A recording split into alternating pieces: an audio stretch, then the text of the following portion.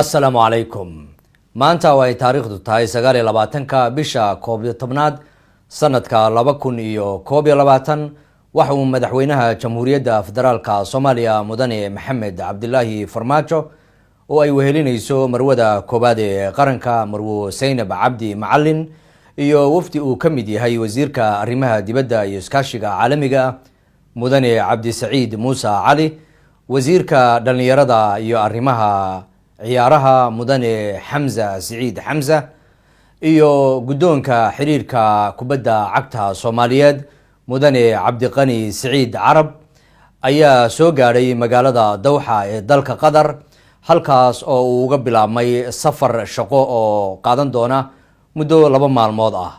madaxweynaha oo martiqaad ka helay amiirka dawladda Qatar Sheikh Tamim bin Hamad Al Thani ayaa kala hadli doona xoojinta xiriirka labada dal iyo sidii dawladaha Soomaaliya iyo Qatar isaga kaashan lahaayeen dhinacyada dhaqaalaha horumarinta ciyaaraha iyo iskaashiga maalgashiga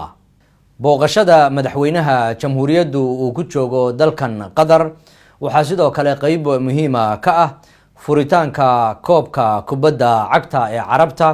oo lagu macsuumay madaxda dawladaha Carabta si loo xoojiyo isla markaana loo dardargeliyo horumarka dhinaca ciyaaraha iyo isdhexgalka dhalinyarada iyo shucuubta dalalka